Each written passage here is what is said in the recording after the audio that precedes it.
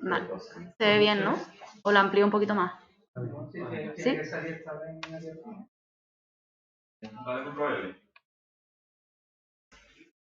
Vale. Bueno, pues empezamos. Yo soy Leire, soy R1 de Medicina Familiar y Comunitaria del Centro de Salud de Ribera del Muelle. Y hoy vamos a hablar del manejo de los trastornos de conducta en las demencias.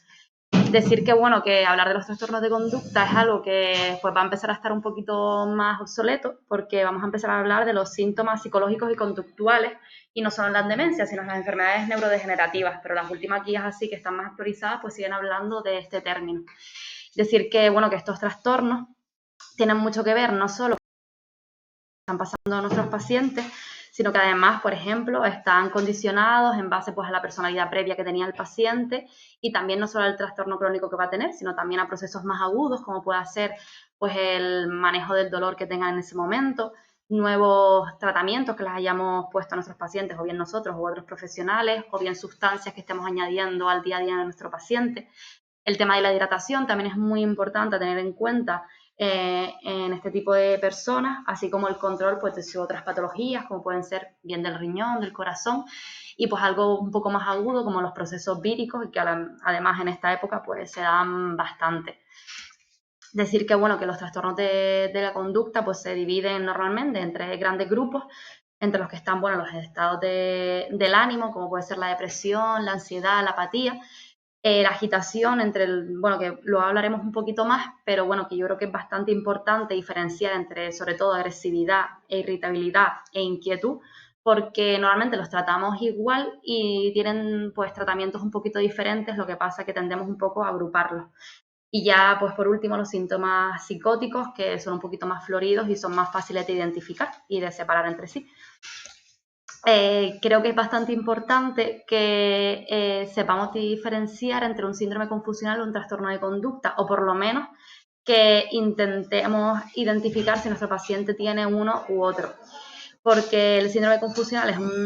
muchísimo más agudo, ¿vale? Es mucho más fluctuante, es más florido normalmente la conducta que tiene nuestro paciente.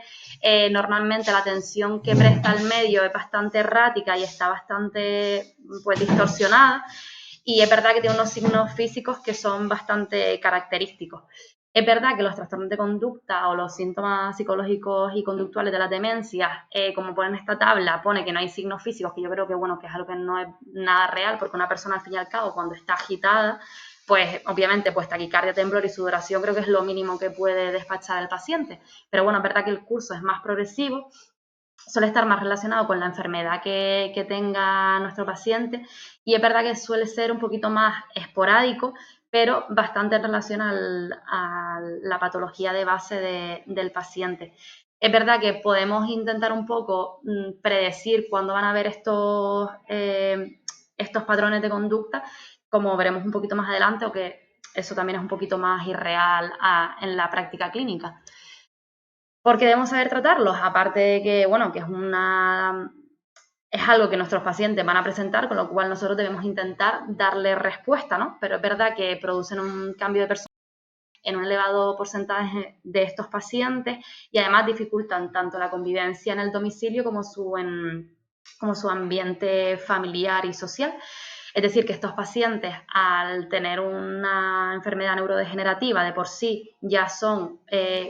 un trabajo extra en ese ambiente social que se mueve, pero es que aparte son fuentes generadoras de estrés y de malestar, no solo para ellos, sino también para sus familiares y cuidadores principales.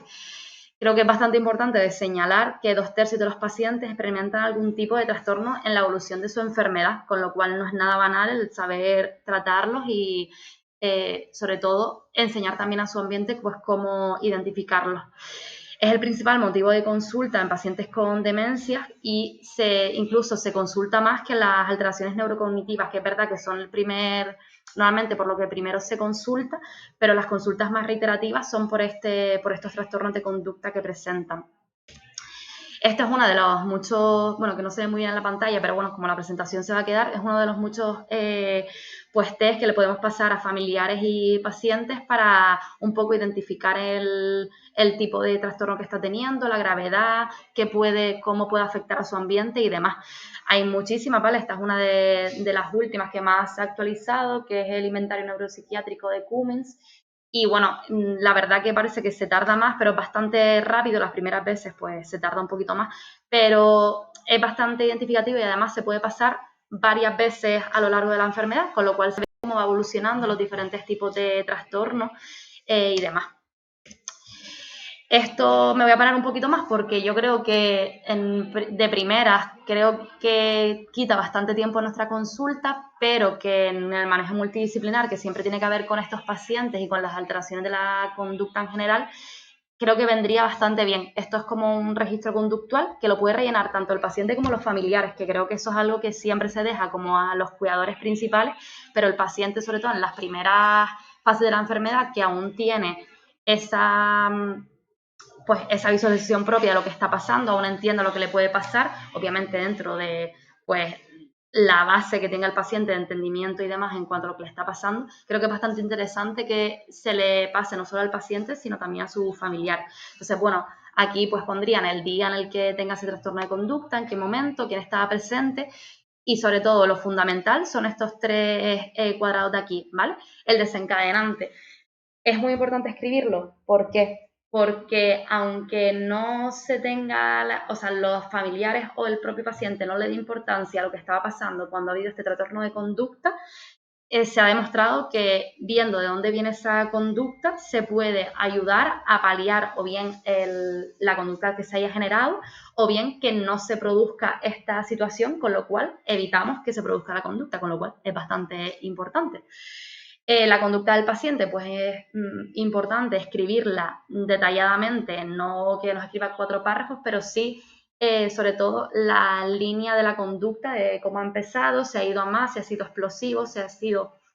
un poquito más basal y de repente ha tenido un pico, cómo ha sido esa conducta del paciente. Y lo otro también esencial, que es sobre lo que también tenemos que hacer bastante hincapié, aunque después, a medida que nuestros pacientes vayan teniendo una generación más profunda, pues obviamente el ambiente se va viendo cada vez pues más sobrecargado y cada vez las reacciones pues no suelen ser las más adecuadas en cuanto a ese trastorno de conducta,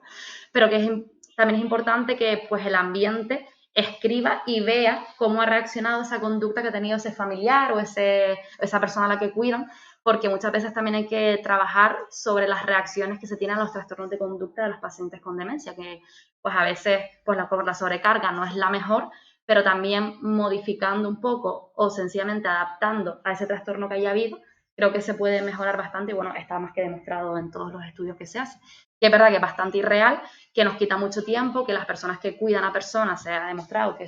están muy sobrecargadas, pero que esto no es algo que solo sea medicina quien se tenga que encargar, o sea, esto es un manejo multidisciplinar, enfermería puede ayudar muchísimo, la trabajadora social también puede ayudar muchísimo, y bueno, que yo creo que es interesante, que es verdad que muchas veces no tenemos tiempo de hacerlo, pero bueno, que se podría implantar un poco más. Entonces, vamos a meternos un poco ya con un poquito más específico con los tipos de trastornos que nos pueden presentar nuestros pacientes, ¿no? Y sus manejos, tanto no farmacológicos como farmacológicos. El tema de las alucinaciones, creo que es importante 2 puntos sobre todo, que es no combatir la alucinación, pero tampoco darle la razón. Es importante también que solo nos metamos a intentar sacar de la alucinación a este paciente cuando le produzca sufrimiento. En el caso de que no produzca sufrimiento, pues que al fin y al cabo esa alucinación va a pasar y cuando conecte un poco más con la realidad, pues se va a diluir por sí sola. Es importante revisar la vista y la audición, ¿vale? Que también es importante para el tema de la alteración del pensamiento y sobre todo intentar llevar al paciente a la realidad mediante contacto físico en el caso de que sea un ambiente seguro, por supuesto, siempre tenemos que tener en cuenta que la persona que esté con el paciente en ese momento tiene que estar segura y sobre todo pues mantener el entorno seguro para el paciente cuando está teniendo ese trastorno en la conducta. Para el tema de las alteraciones del pensamiento, es importante no polemizar con el paciente, o sea, explicar la situación tal y como está pasando, pero si el paciente entra a la discusión, pues que nosotros no entremos porque eso probablemente vaya a acabar en un momento de irritabilidad que probablemente escale a la agresividad. Y el manejo así farmacológico, sobre todo de estos dos trastornos, pues es prácticamente muy parecido. Sí es verdad que yo creo que es importante diferenciar los fármacos que podemos utilizar a corto o medio plazo, como por ejemplo para situaciones agudas, pero que está demostrado que no mejora, que los casos en muchos pacientes, y que cada vez se necesita más dosis, pues se ve que muy agudos, que corta o los momentos en los que el paciente esté peor, por ejemplo, las tardes, cuando empieza a oscurecer y demás, pues puntualmente pues se puede poner ahí.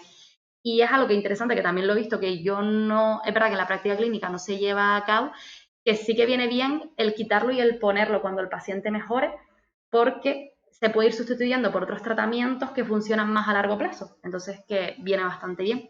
También es verdad que la risperidona viene muy bien, lo que pasa que es no sedante, entonces en los pacientes en los que a lo mejor esa alteración viene acompañada de una irritabilidad, una agresividad, pues no viene tan bien.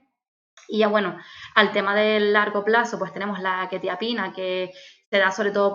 por la noche porque tiene ese efecto sedante y además no da los efectos extrapiramidales a largo plazo, con lo cual pacientes que a lo mejor pensemos que vayan a estar pues bastante tiempo o a una dosis un poquito más alta, sí es verdad que viene bien este fármaco. También tenemos la olanzapina, que bueno, sí que tiene más efectos y demás, pero es verdad que a menos dosificación es más efectiva. Y bueno, también tenemos el aripiprazol por las mañanas, que bueno, no se utiliza tanto, sobre todo desde primaria, pero bueno, que yo creo que también está puesto en la guía y que también es interesante, pues por lo menos que lo sepamos. Para el tema de la agresividad, lo que comentaba antes, creo que es prioritario la seguridad del paciente y de su entorno, es decir, dentro de su entorno está tanto las personas que están cuidando al paciente como el entorno en general físico, que el paciente no se haga daño cuando esté teniendo a lo mejor este momento o que en general pues que no haya nada que pueda hacer daño al paciente. Intentar aproximarnos, lo que comentaba antes, para intentar llevar al paciente a la realidad de lo que está pasando, pero siempre que sea seguro. En el caso de que sea seguro, pues se llama a los servicios de emergencia